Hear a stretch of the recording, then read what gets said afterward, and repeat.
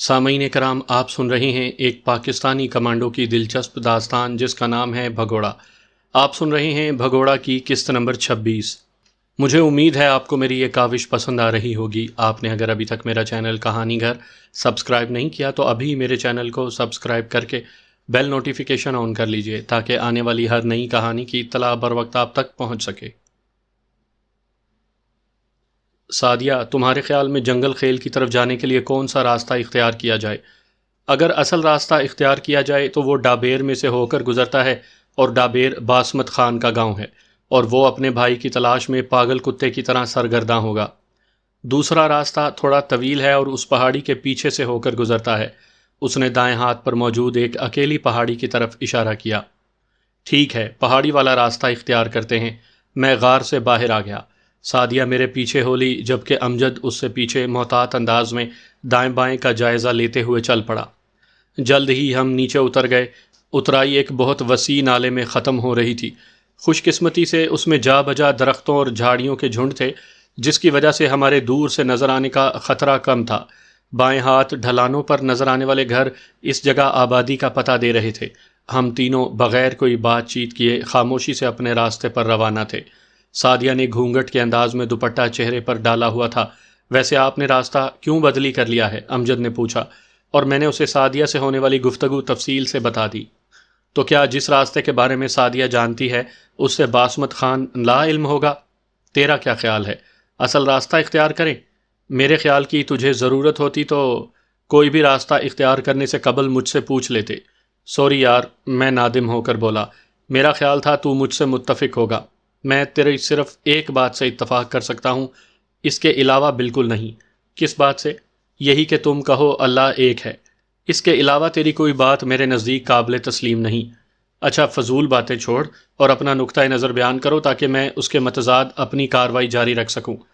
اس بات چیت کے دوران بھی ہمارا سفر جاری رہا۔ اب اسی راستے پر چلتے رہو۔ نامعلوم باسمت خان اپنے بھائی کی موت سے باخبر ہے بھی یا نہیں، اور اگر اسے پتہ چل گیا ہے تو ہو سکتا ہے قاتلوں کی تلاش میں اس کا رخ بہرام شاہ کی طرف ہو۔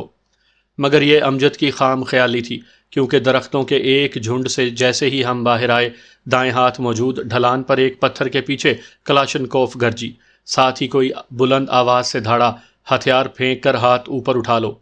یہ بات گو پشتوں میں کہی گئی تھی، لیکن ہمارے ہاتھ اٹھتے دیکھ کر امجد نے بھی گن نیچے رکھ کر ہاتھ اوپر اٹھا لیے۔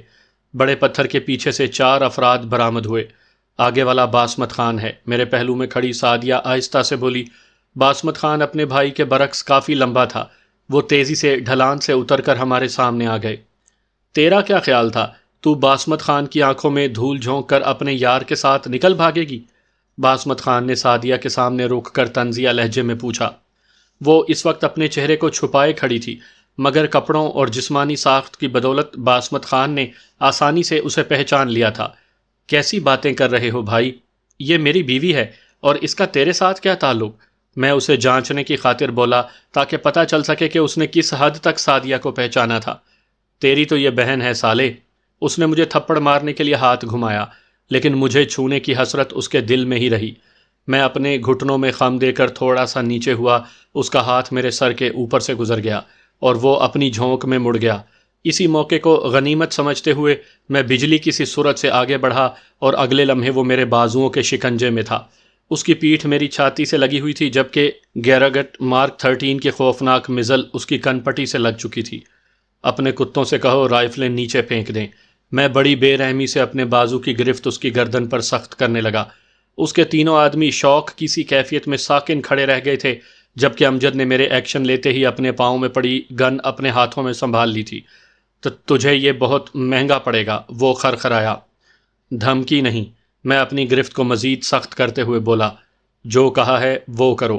اس کی حلقوں سے ابلتی آنکھیں دیکھ کر اس کے تینوں ساتھیوں نے اضطراب میں اپنے ہتھیاروں کا رخ میری جانب کیا، مگر مجھ سے پہلے گولی ان کے ساتھی کو لگتی، اس لیے پہلو بدل کر رہ گئے۔ تیری بہتری اسی میں ہے کہ سردار کو چھوڑ دے، ان میں سے ایک غصے سے دھاڑا۔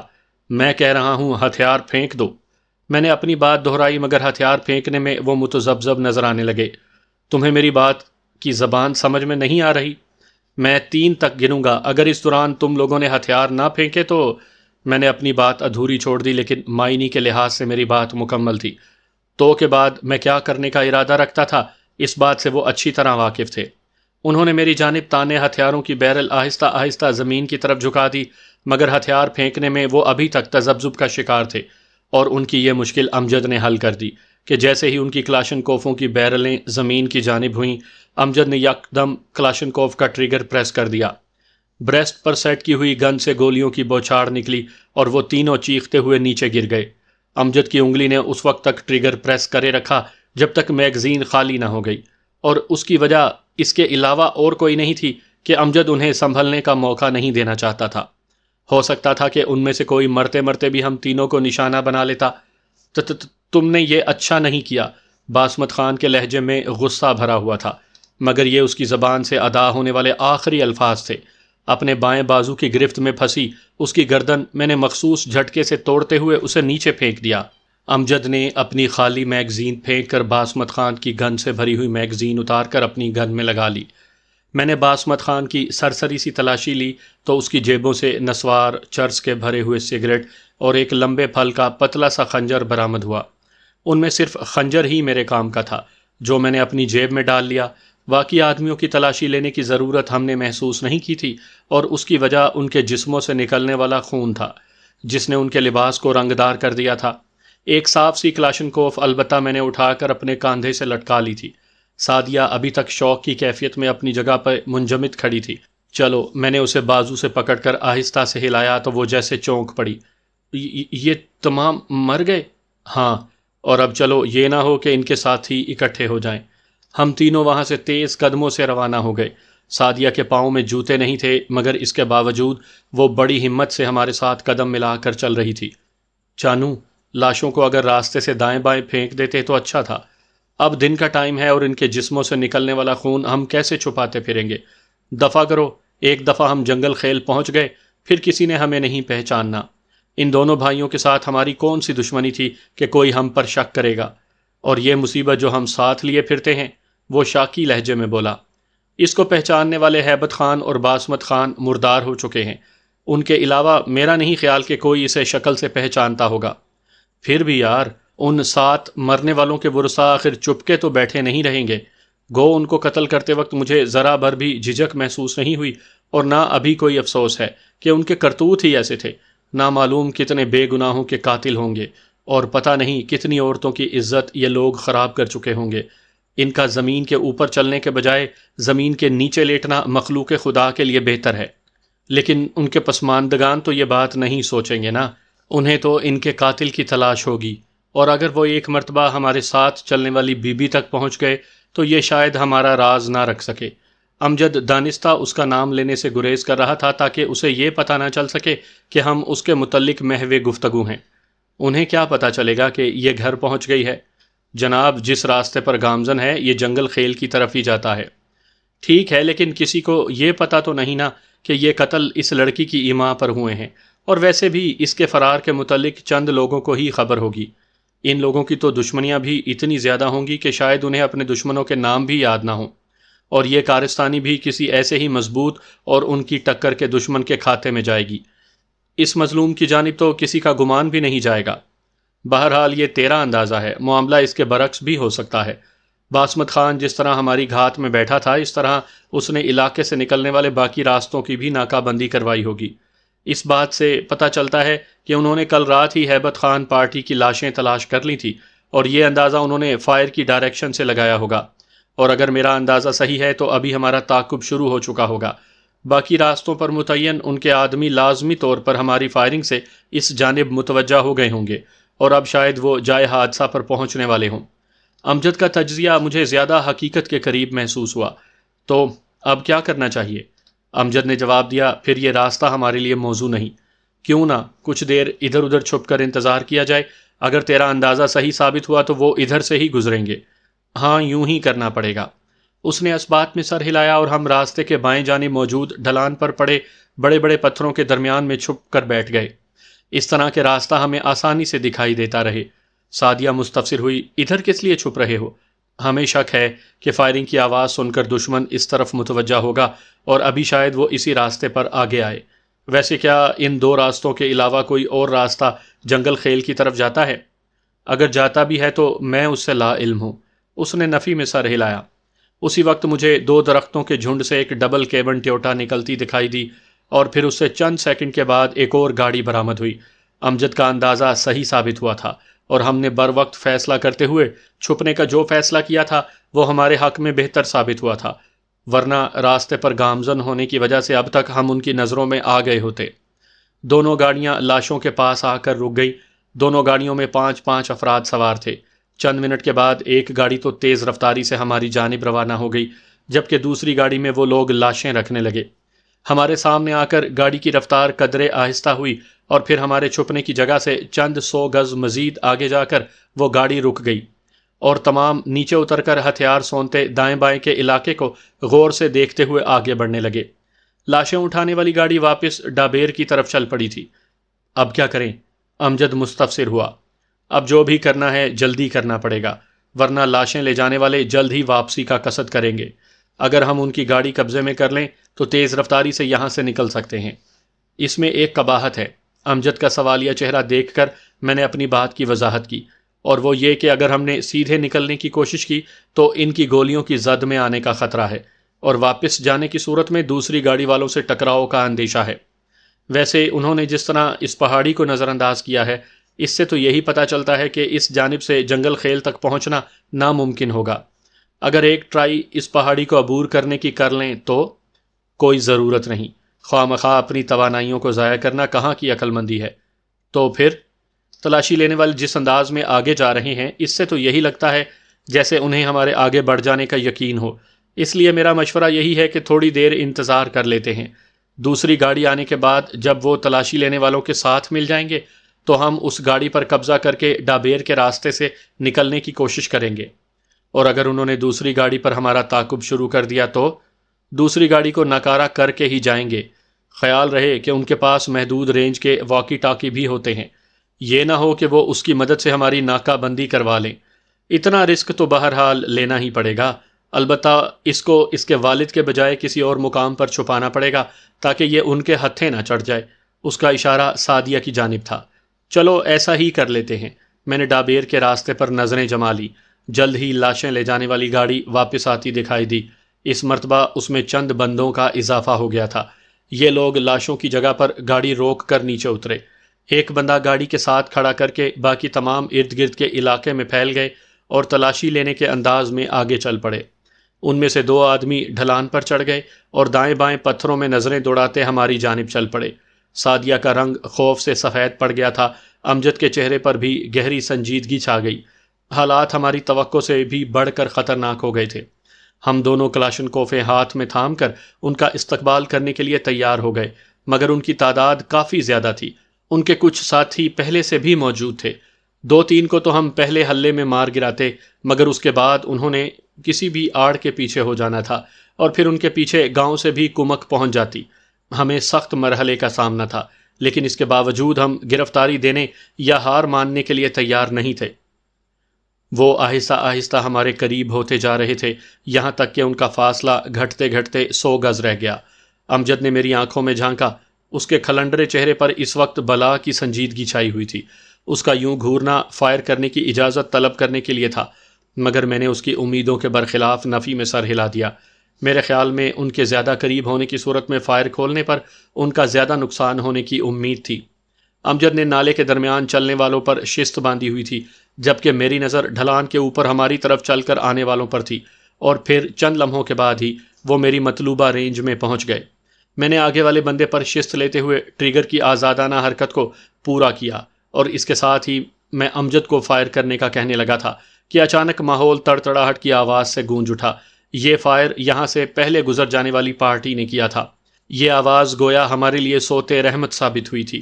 ہماری سیدھ میں آنے والے دونوں اشخاص بھاگتے ہوئے ڈھلان پر اترتے چلے گئے۔ ڈبل ڈور ٹیوٹا کا ڈرائیور گاڑی کو آہستہ آہستہ چلاتے ہوئے تلاش لینے والوں کے متوازی ہی چل رہا تھا۔ تمام پارٹی نالے میں اکٹھے ہو کر گاڑی میں بیٹھی اور گاڑی تیز رفتاری سے آگے بڑھ گئی۔ بال بال بچ گئے۔ امجد نے گہرا سانس لیا۔ ہاں یار، اللہ نے بچا لیا، میں نے اس کی تائید کی۔ لیکن اب اٹھو تاکہ ان کی افراتفری سے فائدہ اٹھا کر کوئی پناہ ڈھونڈیں۔ کس طرف چلیں؟ وہ اٹھتے ہوئے بولا۔ سعدیہ بھی ہمارے ساتھ کھڑی ہو گئی تھی، اس کے زرد پڑتے چہرے کی رنگت خطرہ ٹلتے ہی بحال ہو گئی تھی۔ میرے خیال میں انہی کے پیچھے چلتے ہیں۔ پاگل ہو گئے ہو کیا؟ بظاہر میری مخالفت کرنے کے باوجود اس نے میرے ساتھ قدم بڑھا دیے تھے۔ سعدیہ تو ویسے ہی بے زبان جانور کی طرح ہمارے پیچھے پیچھے تھی۔ عقل استعمال کرو ماجے صاحب، میں نے اسے جھڑکا۔ یہ سارا علاقہ انہوں نے سرچ کر لیا ہے، اب ان کی توجہ یا تو اس علاقے سے آگے رہے گی یا وہ پیچھے ہٹے تو گاؤں کی سمت تلاش کا آغاز کریں گے، اور اس وقت سب سے محفوظ جگہ یہی درمیانی علاقہ ہے جس کو دونوں پارٹیاں سرچ کر چکی ہیں۔ ٹھیک ہے 007 صاحب، وہ طنزیہ لہجے میں بولا، لیکن یہ بھی تو ہو سکتا ہے کہ وہ دوبارہ نئے سرے سے اس علاقے کی سرچنگ شروع کر دیں۔ کیوں؟ یہ 1 کلومیٹر کا رقبہ زیادہ اہمیت کا حامل ہے کہ وہ دوبارہ اسی جگہ کی تلاشی لیں گے۔ ویسے ہی دشمن کی عقل سے کیا بعید ماجے صاحب، ہر کام یوں ہی نہیں ہوتا، اس کے پیچھے کوئی سوچ کار فرما ہوتی ہے، مگر تیرے تو سارے کام تکے سے ہوتے ہیں، اس لیے میں نے سوچا شاید سارے پٹھان ہی ایسے ہوتے ہوں۔ اچھا اپنی چونچ بند رکھو اور مجھے سوچنے دو۔ یہ بھی نہیں کہی کہ سوچنے دو، یہ سوچ کہیں اس پٹھان کی طرح نہ ہو جو ساری عمر یہ سوچ سوچ کر پریشان ہوتا رہا کہ اس کی بہن کے 3 بھائی ہیں تو اس کے 2 کیوں ہیں۔ مجھے پتا تھا کہ یہ ساری بکواس وہ اس ٹینشن کو زائل کرنے کے لیے کر رہا ہے جس کا شکار تھوڑی دیر پہلے ہم دونوں ہوئے تھے۔ اس کو نظر انداز کرتے ہوئے میں سعدیہ سے مخاطب ہوا، سامنے نظر آنے والا درختوں کا جھنڈ کتنے علاقے میں پھیلا ہے؟ میرا اشارہ نالے کے درمیان موجود جھنڈ سے تھا جس کے اندر دشمنوں کی دونوں گاڑیاں غائب ہو گئی تھیں، اور اس وقت ہمارا رخ بھی اسی جانب تھا۔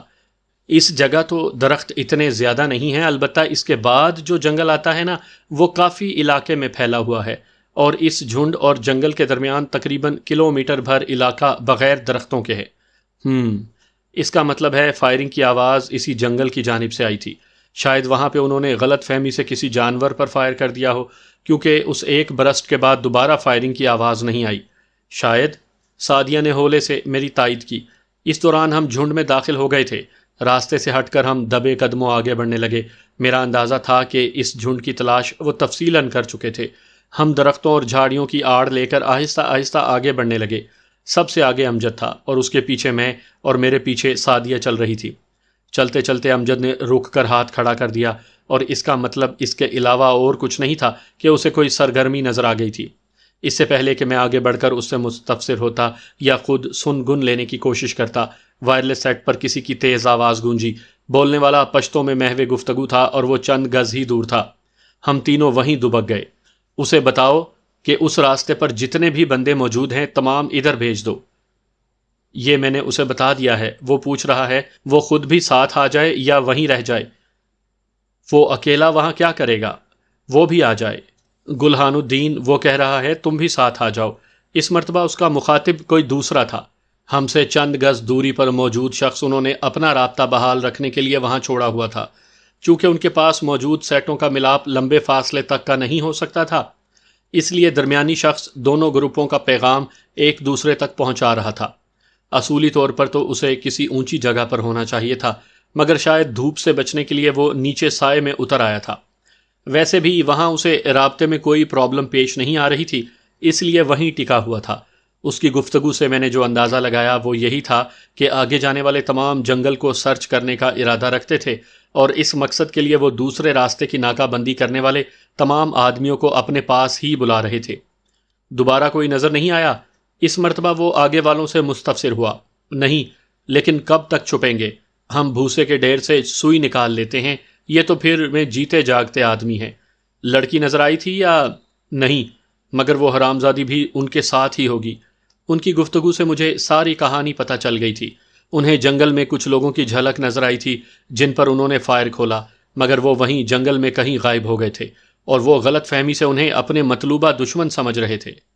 اس سے پوچھو کہ ہم بھی گلہان الدین پارٹی کے ساتھ آ جائیں یا یہیں ٹکے رہیں۔ اس مرتبہ میرے کانوں میں ایک دوسری آواز گونجی۔ اس کا مطلب ہے یہاں پر ایک نہیں بلکہ 2 افراد موجود ہیں، میں نے دل ہی دل میں سوچا۔ پہلے والا یہی بات واکی ٹاکی پر اپنے سردار سے پوچھنے لگا، اور اسے جواب ملا، تم دونوں وہیں رہو، اگر ضرورت پڑی تو میں آگے بلوا لوں گا۔ ہم تینوں اس گھنی جھاڑی میں دبکے ہوئے تھے۔ تھوڑی دیر کے بعد ہی جھنڈ کے سرے پر گاڑیوں کی آواز آئی۔ گاڑیاں جھنڈ کے درمیان گزرنے والے راستے پر روانہ تھیں۔ میں نے احتیاط سے جھاڑی سے سر نکال کر دیکھا تو مجھے آگے پیچھے 3 ڈبل ڈور ٹیوٹا نظر آئیں۔ تینوں میں 8-9 بندے سوار تھے۔ یہاں پر پہلے سے موجود دشمن کے بندوں نے بھی گاڑیوں کی آواز سن لی تھی، اس لیے وہ راستے کی جانب بڑھے اور ہمیں نظر آ گئے۔ دونوں میں ایک نوجوان اور دوسرا پختہ عمر کا تھا، اور حلیہ ویسا ہی تھا جیسا کہ عموماً اس علاقے کے مردوں کا ہوتا ہے۔ لمبے لمبے بال، چھوٹی چھوٹی داڑھی اور کھردرے موٹے کپڑے کا لباس جسے دھلے شاید ہفتوں بیت چکے تھے۔ افضل خان، گاڑی تھوڑی سائڈ پہ کرو تاکہ ہم گزر جائیں۔ سب سے آگے والی گاڑی سے ایک شخص چیخ کر بولا تھا۔ جواباً پختہ عمر کا شخص بولا، تھوڑا صبر کرو، آ رہے ہیں۔ ان دونوں نے شاید اپنے لیے گاڑی وہیں کھڑی کی ہوئی تھی۔ افضل خان اور اس کا ساتھی اپنی گاڑی میں بیٹھ کر اسے سٹارٹ کر کے درختوں کے بیچ لے آئے اور آنے والا گروپ آگے بڑھتا گیا۔ ماجے، کچھ سمجھ میں آ رہی ہے؟ میں نے سرگوشی میں پوچھا۔ کچھ۔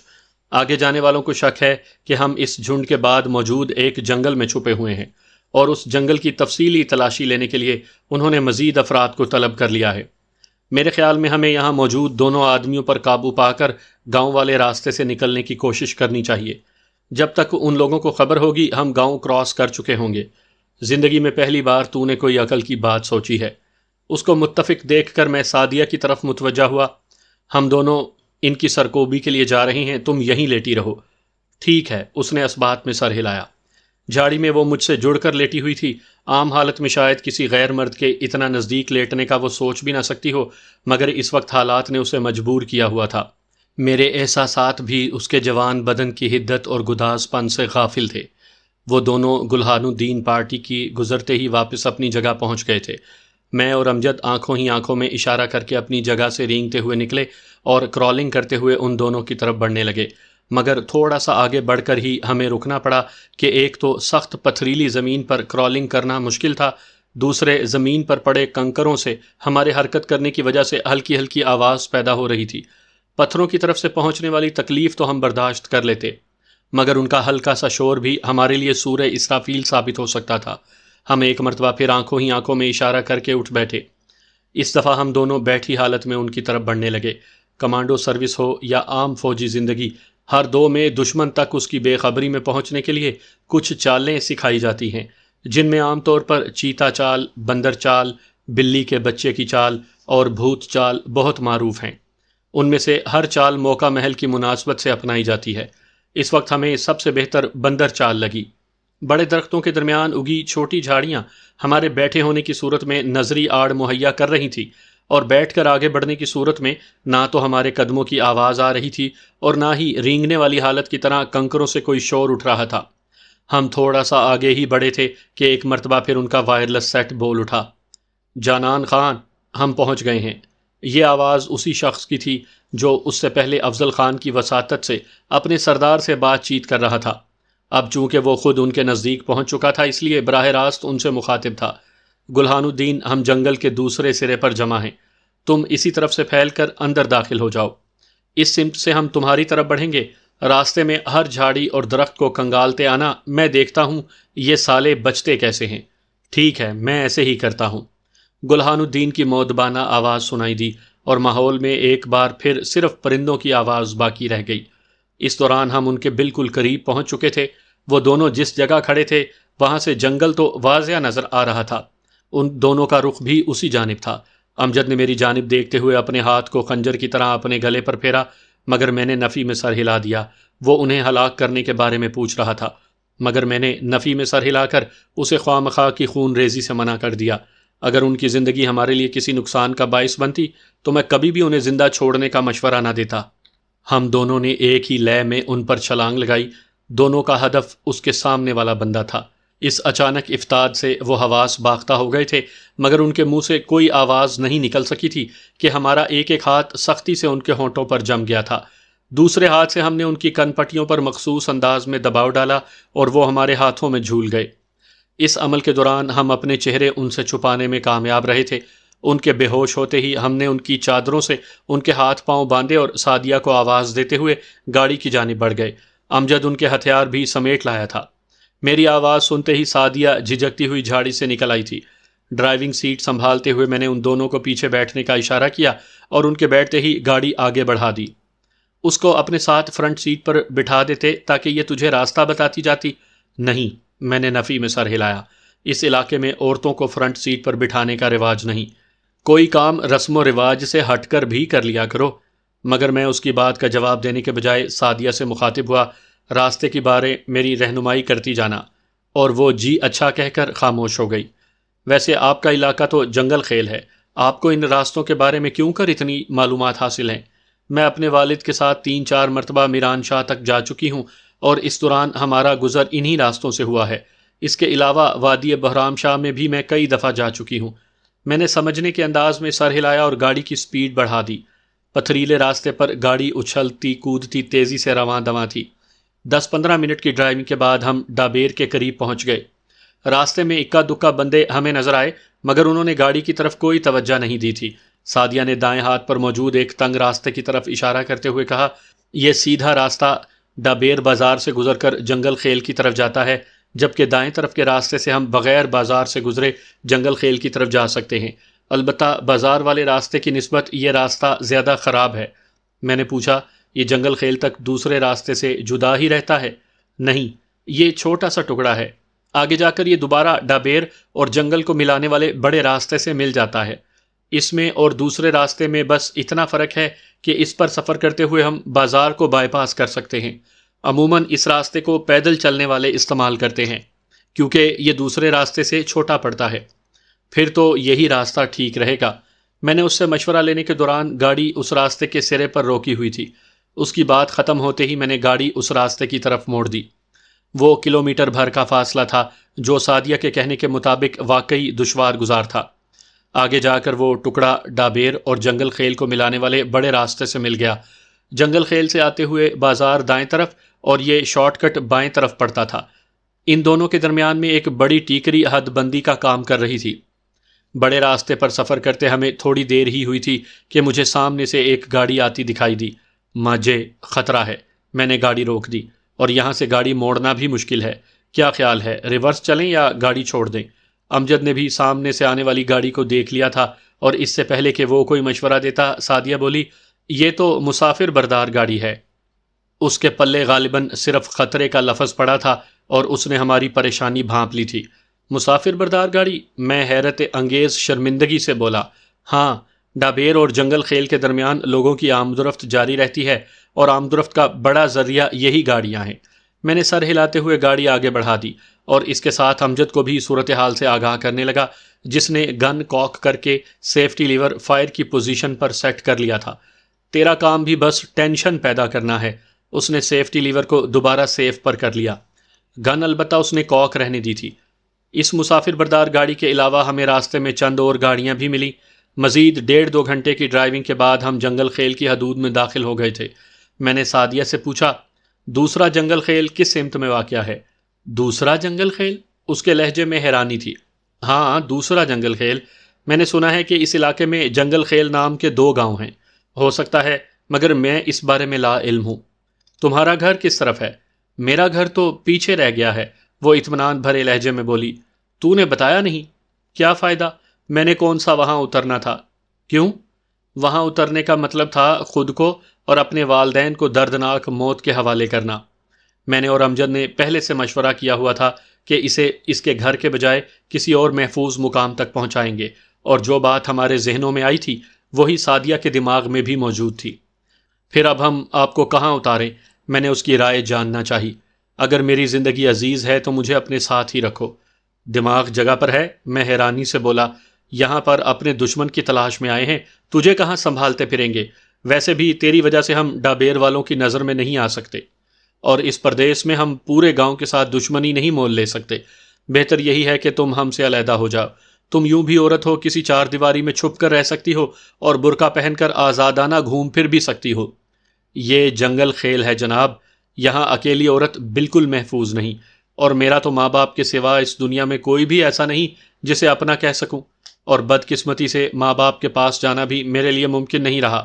ان کے علاوہ اس جہان میں آپ دونوں کی ذات ایسی ہے جس پر میں اعتماد کر سکتی ہوں، اور ایسا کرنے میں میں حق بجانب ہوں کہ جو مرد رات کے اندھیرے اور غار کی تنہائی میں ایک جوان عورت کی طرف میلی آنکھ سے نہیں دیکھتے، ان جیسا با اعتماد اور کون ہو سکتا ہے؟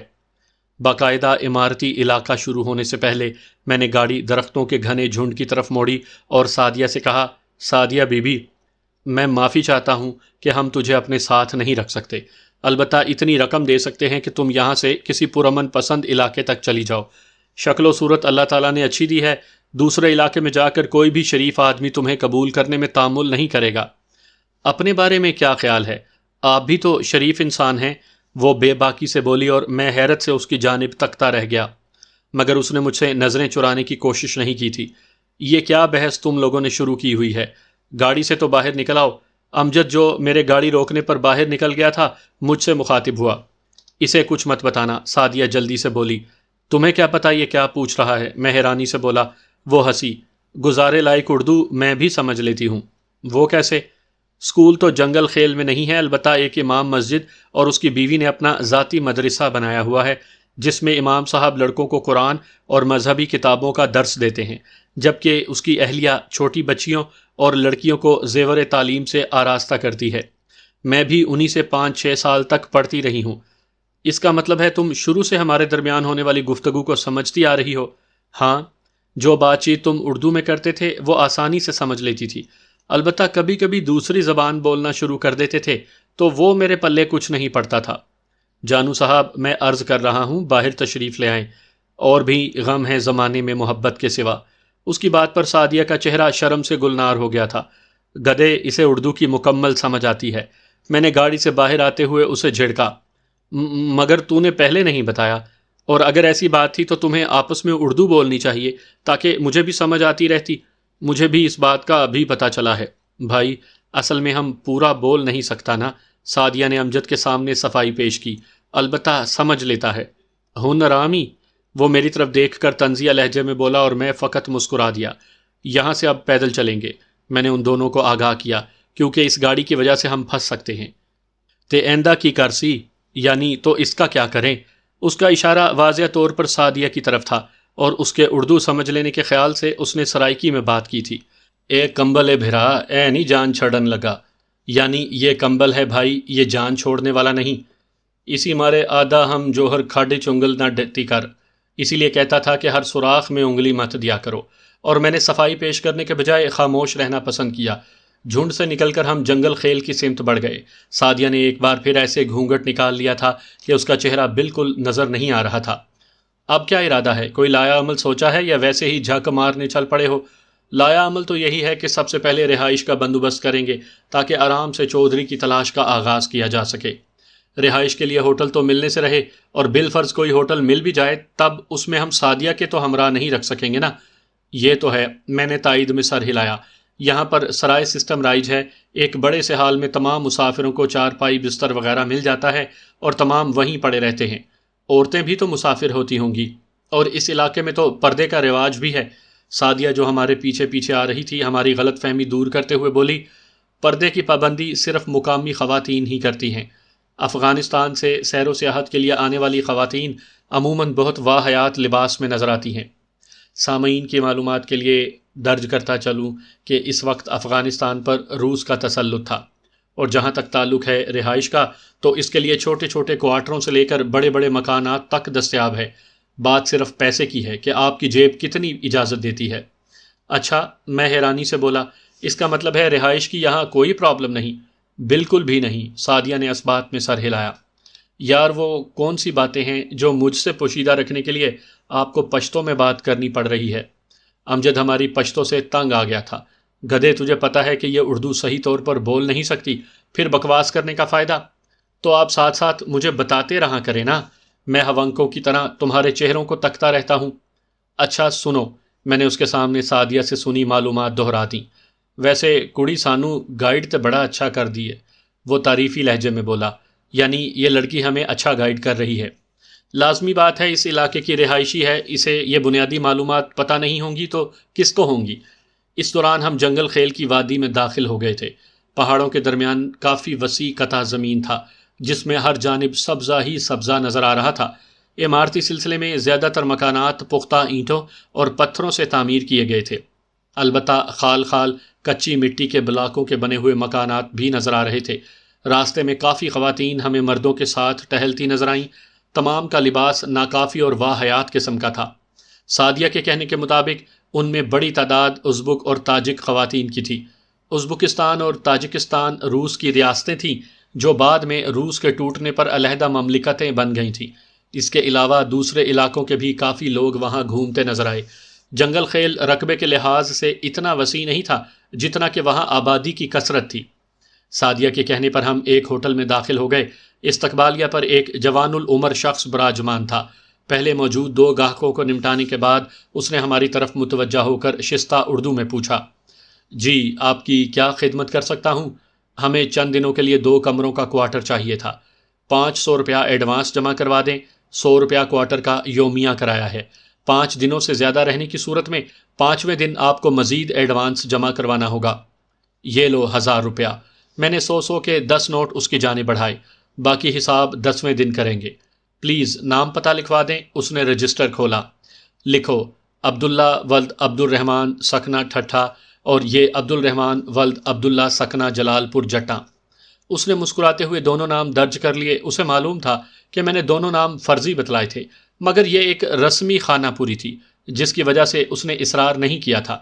خاتون بھی ہیں آپ کے ساتھ؟ اس نے پیچھے کھڑی سعدیہ کی طرف اشارہ کیا۔ ہاں لیکن آج کے لیے۔ میں معنی خیز انداز میں آنکھ دبانے لگا۔ سر اگر کوئی کمی پاؤ تو ہمیں بھی خدمت کا موقع دینا۔ خوش اخلاق چہرے کے پیچھے اس کی مکروہ صورت جھلکی۔ ہمارے پاس روس، افغانستان، پاکستان کے مختلف شہروں اور مقامی ہر عمر اور ہر نسل کا مال وافر مقدار میں دستیاب ہے۔ ریٹ بھی بہت مناسب ہیں۔ شکریہ۔ اگر ضرورت پڑی تو ضرور آپ کی پیشکش سے فائدہ اٹھائیں گے۔ بالکل جی، آپ کو شکایت کا موقع نہیں ملے گا۔ اس نے اپنی پشت پر لٹکے چابی باکس سے رنگ میں بند چند چابیاں ہماری جانب بڑھا دیں۔ یہ آپ کے کوارٹر کی چابیاں ہیں۔ کوارٹر تک رہنمائی کے لیے؟ ہاں سر، یہ تو لازمی ہے۔ اس نے قطع کلامی کی۔ بس آپ 2 منٹ انتظار کریں، بلکہ بیٹھیں۔ اصل میں کوارٹروں کو ہینڈل کرنے والے دونوں آدمی مہمانوں کو پہنچانے کے لیے گئے ہوئے ہیں۔ جیسے ہی ان میں سے کوئی آتا ہے، بلکہ وہ آ ہی گیا، منظور ان صاحبان کو 7 نمبر کوارٹر میں چھوڑ آؤ۔ ایک ادھیڑ عمر آدمی کو ہوٹل میں داخل ہوتے دیکھ کر اس نے ہانک لگائی، اور منظور نامی شخص آئیں جی کہہ کر ہمیں ساتھ لیے ہوٹل سے نکل آیا۔ ہوٹل سے 100-150 گز کے فاصلے پر چھوٹے چھوٹے مکان ایک سیدھی لائن میں تعمیر کیے گئے تھے۔ منظور ہمیں ایک مکان میں لے گیا۔ یہ ہے جی آپ کا 7 نمبر کوارٹر۔ شکریہ۔ میں نے 10 روپے کا نوٹ بطور ٹپ اسے پکڑایا اور وہ سلام کر کے چلتا بنا۔ کوارٹر کا دروازہ کھول کر ہم تینوں اندر داخل ہو گئے۔ وہ کوارٹر 2 کمروں اور ایک باتھ روم اور ایک کچن پر مشتمل تھا۔ چھوٹا سا صاف ستھرا صحن میں کچن کی دیوار کے ساتھ خشک لکڑیاں ترتیب سے پڑی تھیں جو لازمی کچن میں جلانے کے کام آتی ہوں گی۔ کچن کو کھول کر دیکھا تو اس میں کھانا پکانے کے برتن اور تھوڑا بہت مسالہ رکھا ہوا تھا۔ ماجے، یہ چابیاں رکھو، میں ذرا بازار سے کچھ پکانے کے لیے لے آؤں۔ ہوٹل میں کھانا کھانے سے بہتر ہے ہم خود کچھ پکا لیا کریں۔ امجد نے سر ہلاتے ہوئے چابیاں میرے ہاتھ سے لے لیں۔ بازار تک جانے کے لیے مجھے اس ہوٹل سے گزر کر جانا پڑا جس سے ہم نے کوارٹر کرائے پر لیا تھا۔ میں ہوٹل کے سامنے سے گزر رہا تھا کہ 3 ڈبل ڈور ٹویوٹا زن سے میرے پاس سے گزر گئیں۔ ان کے اندر بیٹھے ہوئے بندوں کو دیکھتے ہی میں چونک پڑا۔ وہ باسمت خان کے آدمی تھے۔ وہ بڑی جلدی ہمارے پیچھے پہنچ گئے تھے۔ اتنی جلدی ان کی آمد کی توقع کم از کم میرے گمان میں بھی نہیں تھی۔ اچانک ایک خیال بجلی کسی صورت سے میرے دماغ میں در آیا، اور اس خیال کو عملی جامہ پہنانے کے لیے مجھے ایک بار پھر ہوٹل میں گھسنا پڑا۔ خوش قسمتی سے بکنگ والا شخص اس وقت تنہا تھا۔ السلام علیکم۔ میں اس کے قریب پہنچا۔ وعلیکم السلام۔ سناؤ عبداللہ بھائی، کیا ضرورت پیش آ گئی؟ کہیں اس گوار لڑکی نے تو مزہ کرکرا نہیں کر دیا؟ اس نے مکروہ انداز میں اپنی آنکھ میچی۔ نہیں جناب، اصل میں ایک اور مسئلہ تھا۔ حکم کرو۔ ہمارے ہوتے ہوئے مسئلہ کیسے باقی رہ سکتا ہے؟ وہ چاپلوسی سے بولا۔ میں اس کے سامنے کاؤنٹر پر جھک گیا۔ ہم نے کوارٹر کب کرائے پر لیا تھا؟ یہی کوئی گھنٹہ بھر پہلے؟ نہیں۔ میں نے 100 کا نوٹ اس کی طرف بڑھایا۔ ہم نے پرسوں کوارٹر کرائے پر لیا تھا اور ہمارے ساتھ کوئی عورت بھی نہیں تھی۔ اوہ سوری۔ اس نے نوٹ جھپٹ کر جیب میں ڈالا۔ واقعی آپ لوگ تو پرسوں صبح آئے تھے۔ میں رجسٹر بھی ٹھیک کر لوں؟ یہ تو حقیقتاً بہت بڑی غلطی ہے۔ اس نے میرے سامنے رجسٹر کھولا اور 15 کو 13 تاریخ سے بدل کر رجسٹر بند کر دیا۔ شکریہ۔ میں اس سے ہاتھ ملا کر واپسی کے لیے مڑا۔ ایکسکیوز می سر، اس نے مجھے آواز دی۔ جی؟ میں نے رک کر پوچھا۔ سر آپ نے 10 دنوں کا ایڈوانس جمع کروایا تھا اور رجسٹر کے مطابق آپ کا عرصہ پرسوں سے شروع ہے۔ اس لیے اب آپ 8 دن مزید کوارٹر استعمال کر سکتے ہیں کیونکہ… میں سمجھ گیا یار، وضاحت کی ضرورت نہیں، میں نے اس کی بات مکمل نہیں ہونے دی تھی۔ تھینک یو سر، وہ مطمئن ہو گیا اور میں سر ہلاتے ہوئے ہوٹل کے بیرونی دروازے کی جانب چل دیا۔ یہ احتیاطی تدبیر ڈابیر والوں کو دیکھتے ہی میرے ذہن میں آئی تھی اور میں بغیر کسی تاخیر کے اس پر عمل کر گزرا تھا۔ میرا اندازہ تھا کہ جنگل خیل میں سرسری سا چکر لگاتے ہی انہوں نے ہوٹلوں وغیرہ کی چیکنگ شروع کر دینی تھی، اور بازار سے ضروری سامان کی خریداری کے بعد جب میں واپس آ رہا تھا تو میں نے ان کی ایک گاڑی ہوٹل کے دروازے پر کھڑی دیکھی۔ میری بروقت احتیاط کام آ گئی تھی، لیکن اس کے باوجود میرے دل میں بکنگ کرنے والے آدمی کی جانب ایک ہلکا سا خدشہ موجود تھا جس کا تدارک میرے بس سے باہر تھا۔ میری سہولت کی خاطر امجد نے دروازے کی اندر سے کنڈی نہیں لگائی تھی۔ سامان کچن میں رکھ کر میں اس کمرے کی طرف بڑھ گیا جہاں سے باتوں کی آواز آ رہی تھی۔ مجھے دیکھتے ہی وہ دونوں خاموش ہو گئے۔ چل بھائی ماجے، بہت دنوں سے تیرے ہاتھ کا بنا ہوا لذیذ کھانا نہیں کھایا، ذرا اپنی قابلیت کے جوہر دکھاؤ تاکہ سعدیہ کو پتہ چلے کہ تو بھی کوئی سلیقے کا کام کر سکتا ہے۔ ملک صاحب، پہلی بات تو یہ ہے کہ یہاں کھانا پکانے کا مشورہ آپ نے دیا تھا، اس لیے یہ زحمت بھی آپ کو خود کرنی پڑے گی۔ دوسرے، میں آپ کا منشی ہوں، باورچی نہیں۔ بھائی نہیں ہے، میں نے اسے جذباتی طور پر بلیک میل کرنا چاہا۔ یہ بہنوں کا کام ہوتا ہے، اس نے میرا حملہ پسپا کیا۔ یار، سودا سلف بھی میں اتنی دور سے جا کر لے آیا ہوں، اب کچھ غیرت تم بھی کر لو۔ اس معاملے میں سخت بے غیرت ہوں۔ وہ کہاں ہار ماننے والا تھا، لیکن اس سے پہلے کہ میں اسے کھانا پکانے پر راضی کرنے کے لیے مزید کوئی دلیل دیتا، سعدیہ بولی، اگر اجازت دو تو میں پکا لوں۔ گو یہ بات وہ پشتوں میں بولی تھی، مگر امجد کو سمجھ آ گئی اور اس نے جلدی سے لقمہ دیا۔ دیکھو نا، میری بہن کی موجودگی میں تم مجھے مجبور کر رہے تھے، مگر سعدیہ تم ہماری مہمان ہو۔ میں نے امجد کی بات پر توجہ دیے بغیر رسمی سا انکار مناسب سمجھا۔ آپ کا کون سا اپنا گھر ہے؟ وہ اٹھ کر کچن کی طرف بڑھ گئی اور میں خاموش ہو گیا۔ کچھ گھریلو سا ماحول نہیں بن گیا ملک صاحب؟ امجد نے ہنستے ہوئے کہا۔ چلو، اس کے ہونے سے کچھ سہولت تو مل گئی۔ ویسے اس کو کب تک اپنے ساتھ لیے پھریں گے؟ اب اسے کون سا ساتھ لیے پھرنا ہے، کوارٹر میں پڑی رہے گی غریب، جب تک ہم اپنے مقصد میں کامیاب نہیں ہو جاتے۔ اس کو یہیں رہنے دو، یہاں سے واپسی پر اس کے بارے میں کوئی مناسب حل سوچیں گے۔ چودھری کی تلاش سے متعلق کوئی لایا عمل سوچا ہے؟ جنگل خیل کا ماحول دیکھتے ہوئے یہ کام کافی دشوار گزار دکھائی دیتا ہے۔ میرا خیال ہے کھانا کھا کر نکلتے ہیں، حرکت میں برکت ہے، شاید اس کا کوئی سراغ مل جائے۔ امجد کا مشورہ کافی معقول تھا۔ میں نے کہا، کھانا کھا کر تھوڑا سا آرام کرتے ہیں، رات کو نکلیں گے۔ یوں بھی میرے اندازے کے مطابق یہاں دن سے زیادہ رات کو رش ہونا چاہیے۔ ٹھیک ہے، اسی طرح کر لیتے ہیں، وہ مجھ سے متفق ہو گیا۔ اور ہاں، ایک اہم بات، مجھے اچانک ڈابیر والوں کی آمد یاد آئی اور میں نے امجد کو ان کی آمد اور اپنی احتیاطی تدبیر کے متعلق بتا دیا۔ کیا چکر ہے، آج کل تیرا دماغ کچھ زیادہ ہی تیز نہیں ہو گیا؟ میں نے مسکرانے پر اکتفا کیا تھا۔ اس کے بعد کھانا آنے تک ہم چودھری کی تلاش کے لیے کوئی متفقہ لایا عمل سوچتے رہے۔ سعدیہ نے کھانا بہت ہی اچھا بنایا تھا، بالکل گھر کی یاد تازہ ہو گئی تھی۔ کھانے کے بعد وہ چائے لے کر آ گئی۔ چائے پی کر میں نے کہا، ہم دونوں اسی کمرے میں رہیں گے، تم اپنے لیے ساتھ والا کمرہ سیٹ کر لینا، باقی فی الحال ہم سو رہے ہیں۔ اٹھ کر تھوڑی دیر کے بعد گھومنے کے لیے نکلیں گے۔ تم نے اپنے کمرے کی کنڈی بند رکھنی ہے، البتہ بیرونی دروازہ ہم باہر سے بند کرتے جائیں گے۔ اگر ہمیں دیر ہو جاتی ہے تو گھبرانا نہیں۔ رات کے لیے کیا پکاؤں؟ میں چونکہ سبزی، گوشت اور دالیں وغیرہ اکٹھی لے آیا تھا، اس لیے اس نے میرا مشورہ لینا ضروری سمجھا۔ رات کے لیے اللہ کی بندی، اب کون سا دن ہے؟ میں نے غروب ہوتے ہوئے سورج کی طرف اشارہ کرتے کہا تو وہ مسکرا دی۔ پھر آپ لوگوں کو کس ٹائم جگا دوں؟ ہمیں جگانے کی ضرورت نہیں، اپنے کمرے تک محدود رہو۔ جب تک کوئی کام نہ ہو ہمارے پاس آنے کی بالکل زحمت نہ کرنا۔ آخری الفاظ کہتے ہوئے میرا لہجہ ہلکا سا خشک ہو گیا تھا۔ جی اچھا، وہ دھیمے لہجے میں بولتی ہوئی کمرے سے نکل گئی۔ کیوں اتنے کڑوے لہجے میں بات کر رہے تھے؟ جوان لڑکی ہے ماجے صاحب، اور اس کے ساتھ بے آسرا بھی۔ ہمارا نرم لہجہ اس کے دل میں غلط فہمی کا بیج بھی بو سکتا ہے، جو بعد میں ہمارے لیے لا حل مسئلہ ثابت ہوگا۔ اس لیے بہتر یہی ہے کہ ابھی سے اسے غیر ہونے کا احساس دلا دیا جائے تاکہ بعد میں ہمارے لیے پرابلم نہ بنے۔